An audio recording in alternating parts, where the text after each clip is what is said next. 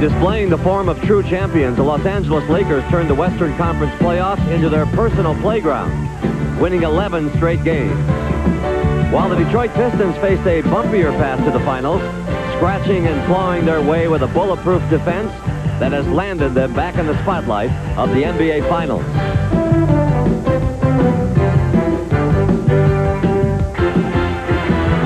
Opening night of the NBA Finals is one the Lakers would rather forget, as they performed without sharpshooter Byron Scott. Instead, the sharpshooters belong to Detroit as the Pistons played like champions, forming a roadblock the Lakers simply could not avoid. For LA, it was an evening of frustration as they watched the Pistons draw first blood.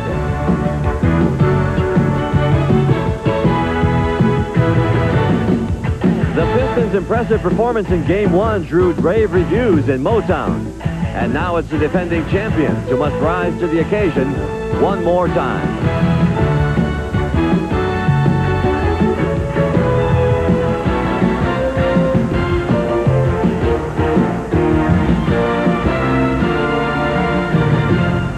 And on this June 8th evening, most of the working people of Detroit, Michigan have left their offices and factories. They have put their work aside for the moment and have settled in to watch another group of laborers punch in. And this is the factory where those guys work, the Palace of Auburn Hills, home of the Detroit Pistons. The Motor City, you should know, is consumed with thoughts of this lunch pail team bringing them an NBA World Championship. And tonight, we've arranged for you to have the best seat in the house as you join the 20,000 here to watch round 2 of Motown versus Showtown. So come on in and welcome to CBS Sports coverage of the 1989 NBA Finals. It is the Los Angeles Lakers and the Detroit Pistons. And good evening, everybody. I'm Pat O'Brien. Well, we are almost where we were just a year ago. It is Game 2 of this best-of-7 series.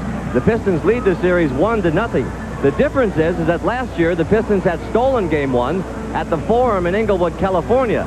This year, Detroit won at home, and it's up to the Lakers to steal one in this building, and they'd like to get that one out of the way tonight. Well, what is your image of the Lakers coach, Pat Riley? Unflappable, the quintessential GQ man? Well, over the past couple of days, he's been referred to by his own teammates as a madman. In short, Riley did not like what he saw on Tuesday night, and in no uncertain terms has told his team, if you are a team of destiny, the wake-up call better come pretty quickly.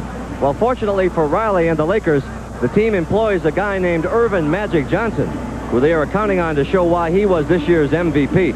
The irony is that Magic is a native son of Michigan and was virtually shut down by an out-of-towner on Tuesday, a Louisiana product by the name of Joe Dumars, who has quietly and without fanfare gone through the playoffs, shutting down the superstars, Michael Jordan, and in Game 1, Magic Johnson. Well, the spotlight tonight will shine very brightly on Magic and Dumars, and just a little while ago, James Brown of our staff caught up with Magic Johnson just outside the Laker locker room.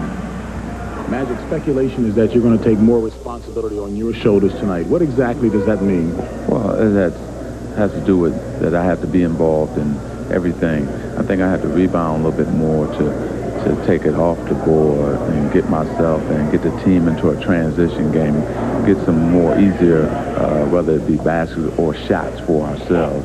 And then on the offense, I must look to create for myself a little bit more, especially now that Byron's out. Maybe I have to look to even beat the double team before either the double team gets there, or once the double team does get there, then still try to go for my shot first before I look to pass. All right, let's go back upstairs now to Pat O'Brien. Well, a very serious and focused Magic Johnson. Now, one of the other Pistons who will get to the assignment to guard Magic Johnson tonight is Dennis Rodman. Now, not many people know that Dennis injured his lower back during the Chicago series. What is worse is that he has aggravated it to the point where today he had to be taken to a Detroit area hospital for treatment. This amounted to heat, sonic stimulation, and a bold statement from the ace defender for Detroit. Here's what he said. But hey, this is it. There's no time to be crying about pain now. Dennis told me earlier that every time he jumps it hurts, but he said he'd worry about it during the summer. Well, Brent Musburger is on assignment at the College World Series. James Brown, as you've seen, is here with us tonight. And as we get set for Game 2, Let's go down to two gentlemen who we would never change. Dick Stockton and Hubie Brown. They'll be calling the game. Dick, you're on. Thank you very much, Pat. Chuck Daly said that Isaiah Thomas played his best game of the season on Tuesday night. Now, here's a guy who came into the league as the boy wonder. It was Isaiah Thomas and the Detroit Pistons. But since then, every time something bad happens to the Pistons and any losses, everyone points the finger at Isaiah Thomas.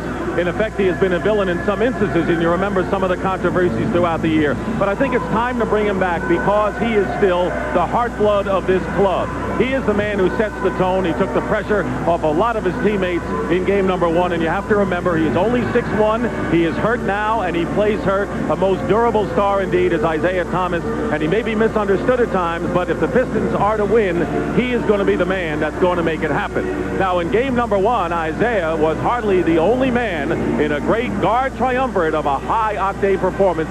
Hubie Brown explains. The most impressive play in Game 1 was that of the Detroit guards, particularly with their non-stop penetration to the basket.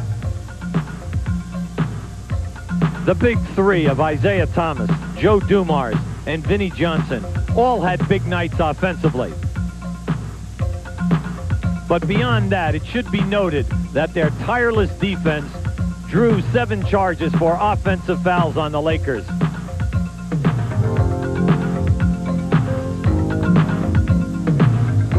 The battle for easy baskets, so important in this series, dominated by defense, was won handily by the Pistons and continues to be a major factor in the series. Notice how the Pistons fill the 3 lanes while the Lakers are lagging behind in their defensive rotations.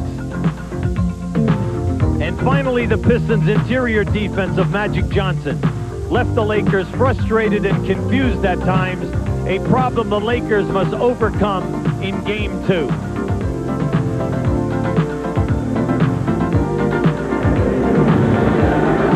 And talk about confused, Hubie, can you believe that Magic Johnson took only 12 shots in that first game? Well, it's hard, Dick, when you think that James Worthy was struggling. I honestly thought that without Byron Scott, James struggling, that Magic's input would be up in that 20 to 25 shot. But tonight, he's going to push the action, make it happen off the dribble, and then when he goes into the power game, he will force Detroit to double and triple team to open up that outside perimeter game. Now, as we know, Byron Scott's still out with the hamstring. He may not even play the rest of the series. Michael Cooper again will be in the lineup at guard. Did the Lakers contemplate any lineup change? Well, they were thinking hard because bringing Tony Campbell. Now, if Michael Cooper does not get off to an early start with a lot of pizzazz, we're going to see Tony. 19 points in Game 1. But when you go to the big lineup of Campbell and with Magic Johnson, you are giving in to the speed and quickness of the Detroit guards, not only off the dribble, but in the open floor. Should be interesting. Well, Hubie, even though Detroit won, Chuck Daly not taking any chances, and he reminded the Pistons about how the Lakers have had a history of coming back after being embarrassed in Game 1. That's the story from down here where it's real loud, Pat O'Brien. Well, Dick Stockton, there is no question that this has become a basketball city, and so far in this series it has so many names we've had to make note of them. Bad boys versus the good guys. The white hats versus the black hats. 3-peat. Detroit, L.A., the rematch. Motown versus Showtown. Let's just call it Game 2. The Los Angeles Lakers and the Detroit Pistons. Fasten your seatbelts and join us for the NBA on CBS. CBS Sports coverage of Game 2 of the 1989 NBA Finals is sponsored by Jeep and Eagle, official vehicles of the NBA. Allstate for home, auto, and life insurance. You're in good hands with Allstate. And by Miller Lite, sole sponsor of Lightomania. The mask comes off tonight.